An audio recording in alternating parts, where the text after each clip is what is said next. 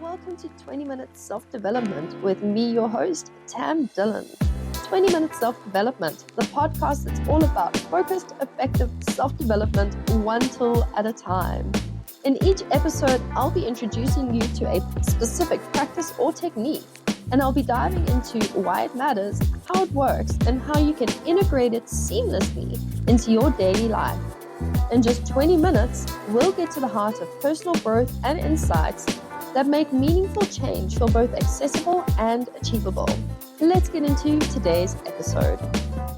Hey, and welcome to this week's episode of 20 Minutes Self-Development. The podcast gives you practical tools for your self-development journey. So today's episode is something that feels so simple, but often gets twisted into something it's not. And that is stillness. So we're told to meditate more, to slow down, to unplug, but somehow even stillness gets turned into a goal. It's a checkbox, it's a performance, it's a thing to achieve, to strive for, it's a goal. And this episode is your reminder that stillness isn't a skill you have to master. It's not a goal that you're aiming to attain. Rather, it's a state of being that you return to. I'm going to say that again. It's a state of being that you return to, one that you already live. That state of being is there, like it's there inside of you. You don't need to earn it. You just need to remember. So let's talk about what stillness really is and what gets in the way of it and how you can start recognizing and reclaiming it in your everyday life. So let's chat about why stillness has been misunderstood. Somewhere along the way, stillness got absorbed into the productivity mindset.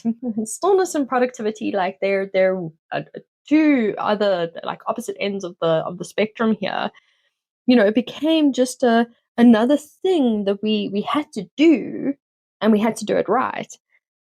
We've got them. We've got stillness apps, we've got meditation goals, we've got 10 minutes of silence, that we've got everything is timed, you know, with a little gold star waiting at the end of it that says, well done, you sat in stillness, yay, you.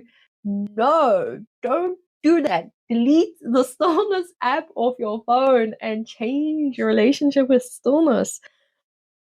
The world tells us that stillness is a skill, something that has to be practiced, has to be polished, has to be improved, but that mindset keeps us outside of stillness. Because real stillness doesn't arise from effort. Like I said, productivity and stillness, they're at opposite ends of the extreme. Like stillness is down there and productivity is over there. Like they are worlds apart. They did productivity and stillness. Like you can't put them in the same sentence unless you're saying you can't put them in the same sentence. Your real stillness, it doesn't arise from effort. It doesn't show up just because we made space in our calendar. You can't be like, okay, Tuesday next week from 5 until 6 is my stillness hour. I'm going to earn that stillness. Yeah, I'm going to get my gold star next week, Tuesday. No, stop that. Don't do that, all right? It's not a personal development badge. It is not an achievement.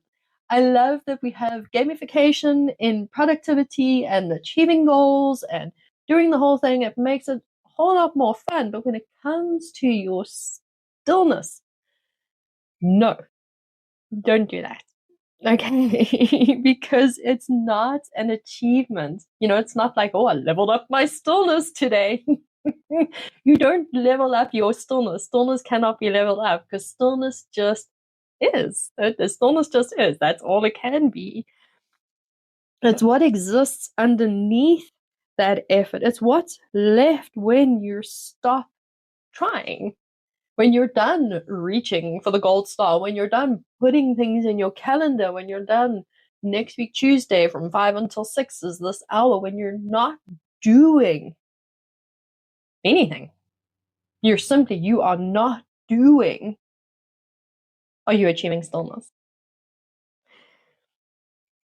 So let's chat about stillness as something you return to, not something you're aiming to master. So because stillness isn't something you master, like I hope I'm hoping getting that part clear, because I think I've mentioned that a couple of times already. It really is. It's something that you remember. It's innate. It's there. It exists. You've just got to be like, oh yes, stillness. Oh, there it is.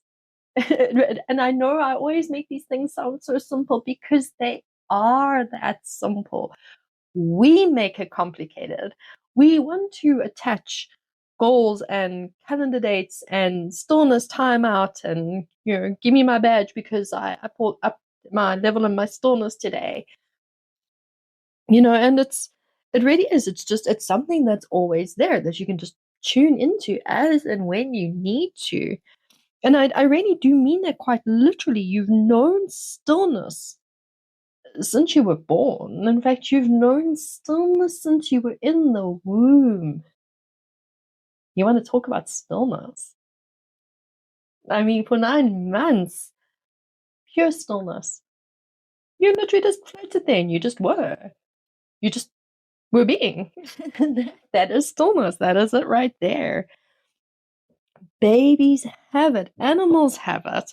It's in the natural world all around us. In that moment on days where everything is just calm, still, everything is at peace. Like there's just not a whisper of anything. Stillness. Because in these days where nature might rage with the wind and blast a hurricane through or whatever, and then there's days where she's just like, stillness. Because she understands balance. Okay, like let's take a page out of Mother Nature's book and let's understand the balance. That yes, sometimes you need to be like hurricanes and be productive and blow from here to there, and other times we need to stop and be still. Because if we're constantly blowing and being the hurricane, we're just going to constantly cause devastation. We don't want that. Stillness lives in those quiet in-between moments. It's in the breath after a good cry, in the hush that falls after something significant, in the slow sip of a good cup of tea, the wind through a tree, the few seconds before you fall asleep. It's not always peaceful or pristine. Sometimes stillness shows up as grief, or even shock.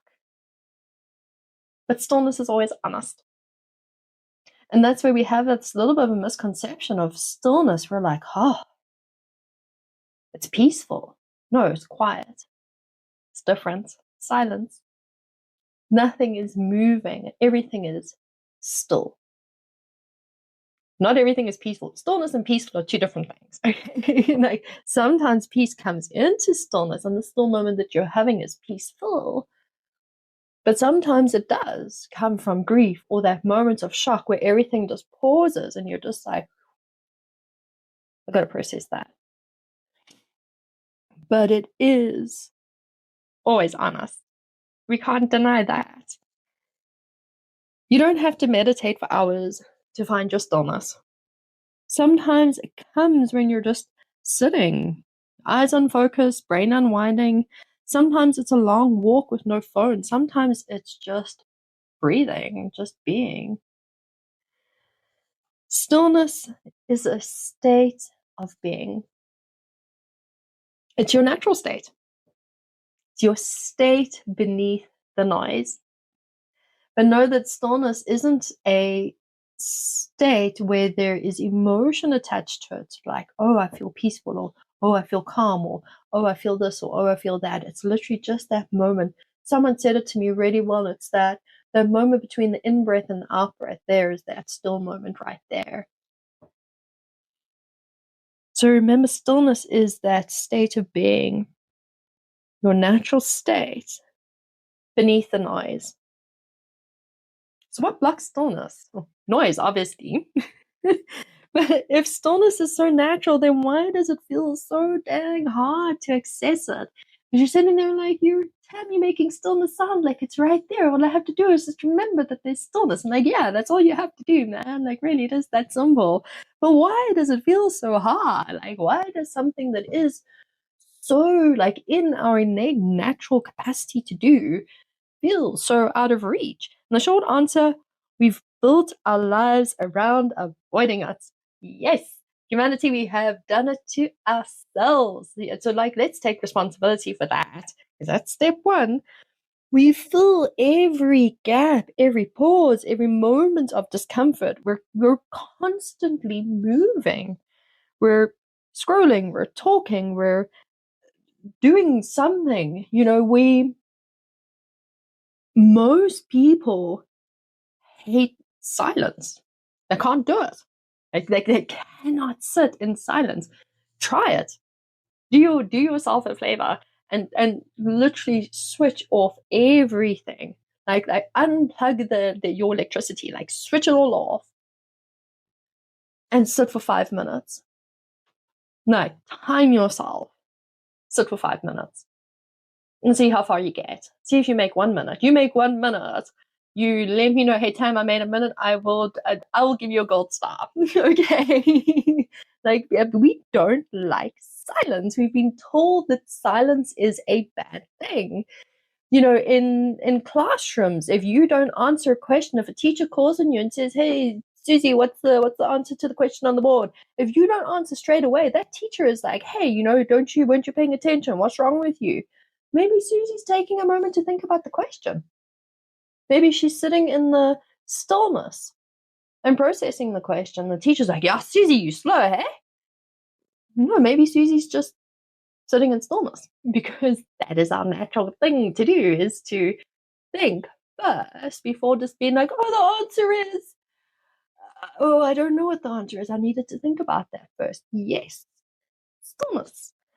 So we have been taught to avoid stillness. We have been taught that silence is a bad thing. Taking too long to answer a question in class, taking too long to answer your boss's email, taking too long to answer your phone. No wonder most people have phone anxiety, where they're just like, oh, my phone is ringing. I don't want to answer it. It's scary. It's too much. Well, because everybody wants you and they want you right now. There is no space for stillness. So all these moments of discomfort, we're pushing them.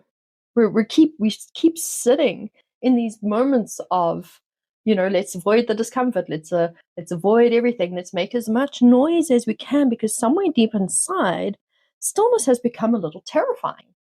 Like, it's scary to sit in the silence. It's scary to just sit and be. Like, a lot of people struggle with that, because in stillness, it invites us to feel.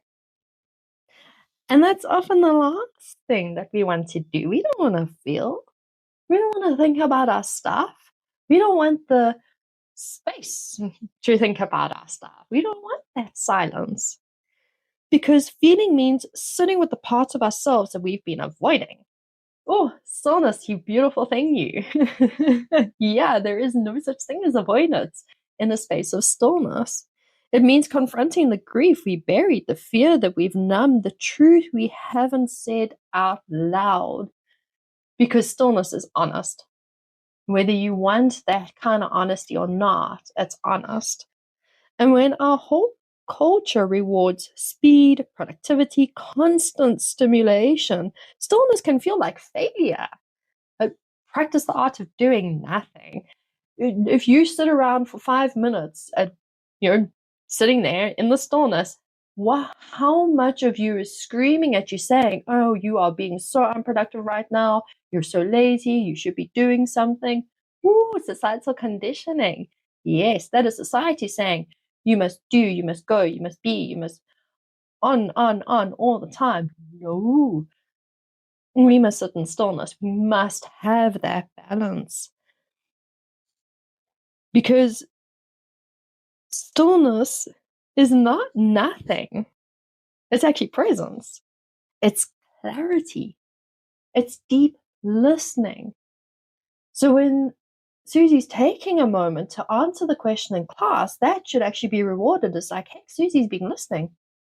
She's actually thinking about what I'm talking about. Oh, Hey, Susie's got some critical thinking. Yay for you, Susie. You're definitely getting a gold star. When we stop fearing stillness, it becomes one of the most supportive states we can be. I love my stillness. I hated it back in my 20s. I was like, I don't want to sit in the silence. I want to sit with my stuff. It's too much stuff. Gross. Why would I want to do that? Now I'm like, give me the stillness. Love my stillness. Like I have come to really treasure those moments of stillness because I'm not scared to sit in the silence because I know what beauty also sits in the silence and what gifts come from the stillness.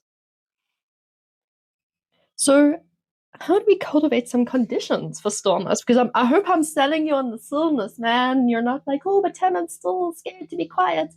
It's beautiful to be quiet. Trust me, just do it. So stillness doesn't arrive through effort. Okay, so if you're trying to be still, you're doing it wrong. Like, stop trying. And the minute you stop trying, there we go. There's stillness because you've done what? You've stopped trying. You're not doing anything. So stillness doesn't arrive through effort, but we can create the conditions that invite it. So what we can do something, okay, that can help us achieve stillness. But if you're doing to try and achieve stillness, you're doing it wrong.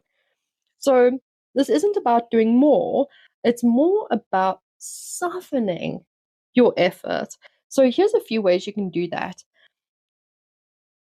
Let go of the multitasking. Seriously, let it go. Just focus on one thing at a time. Be with that thing that you're doing. Like right here, right now, recording this episode, like I am here. I'm not thinking about my grocery list or errands I need to run in 2 hours' time, or I'm thinking about that. I'm here. I'm focused. And I'm sharing this message with you right now. That's it. And it's peaceful. It's calming. Like, I don't have any anxiety in sharing this episode with you because my mind isn't stretched on 100 different things. Notice your breath without trying to change it.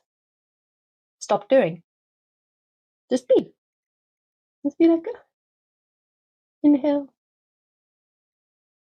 exhale. That's it. Not, I need to breathe in and I need to breathe out, because now you're not sitting in stillness anymore. You've lost us. Leave small gaps between actions. Don't rush from one task to the next. I'm bad with this one. I'm going to be honest with you in the stillness of this episode.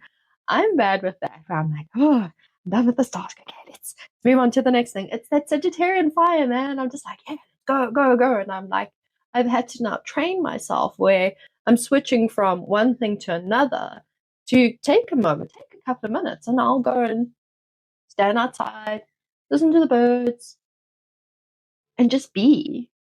In all honesty, it really helps me shift gears as well. When I go from one task to the next, honestly, it takes me longer to get into that next task than just taking those few minutes of stillness and then moving into the next task. Because otherwise, my brain is just like, you wanted me to do what now? Wait.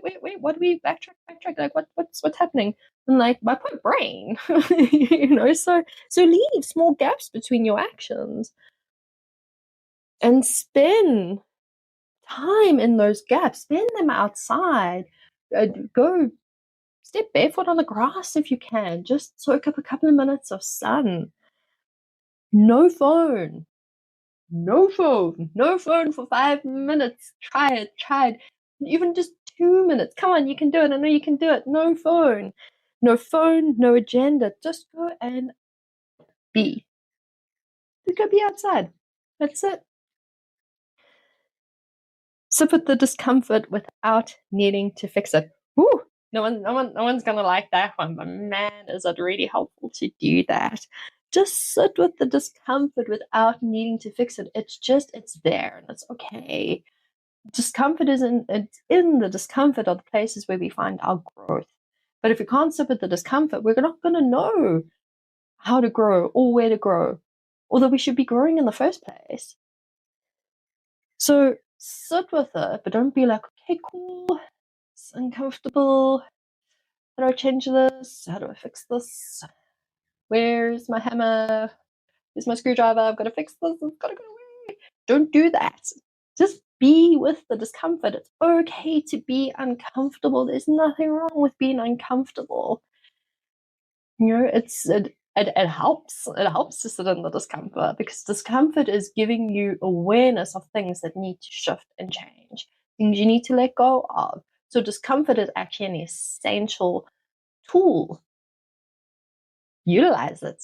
You want a hammer in the discomfort? Your discomfort is your hammer. There you go. You got your tool. So stillness doesn't always feel serene. It doesn't have to be quiet. It doesn't have to be profound or like, oh, this is amazing. But it will ask you for your presence. And that's something you can choose to offer, even just for a moment. This week, I'm not going to ask you to schedule stillness, because not every week I'm like, yeah, well, this week, take 5 minutes to do this. No. Practice stillness. Practice it. You don't need to make it another task. Just remember that it's there. Practice the remembering aspect of it. Like, that's it. And then just be with it. But don't be like, okay, well, this week I need to be in stillness because Tam said so. Tam's not going to come knock on your door next week and be like, so were you still last week? Huh? Why not? Why weren't you still last week? What's wrong with you? No, I'm not going to come knock on your door, man. Like, so don't make it a goal. Don't be like, okay, well, I've got to set 5 minutes aside this week to practice the stillness thing. All you got to do is just remember. If you want to practice something, remember stillness. Remember that it's there.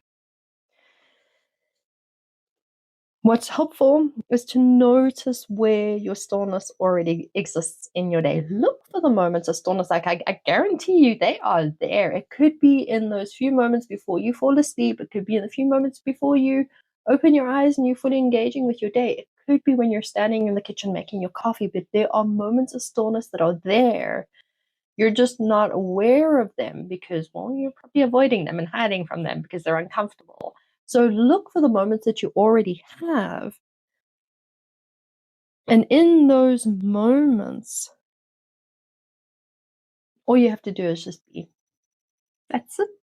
That is your homework for this week, everyone. You have no homework. You have no homework. Everybody just needs to go and be. Just go and be still. Stillness isn't something you have to chase. It's already there. You have to just stop running. If you can't find stillness, it's because you're probably running from it. You're probably avoiding it because stillness makes you uncomfortable. Thank you for spending these 20 minutes with me. If this episode resonated, go ahead and subscribe and come back next week for more self-development that really meets you where you are. And if you're looking for more deeper support, remember that I am always on hand to guide you through your self-development journey. Until next time, remember that change happens one small step at a time. Thanks for joining me for this week's episode of 20-Minute Self-Development. If today's insights were helpful, be sure to subscribe so you don't miss next week's episode, where I'll share another practical tool or technique for your personal growth journey. If you're looking for more personalized support, my self-development coaching offers a space to explore these tools at a deeper level and tailors them to your unique needs. You can also visit the Tam Dillon Academy for all my courses and upcoming programs to also help you along your self-development journey. Until next time, keep showing up for yourself, and remember, growth happens one small intentional step at a time.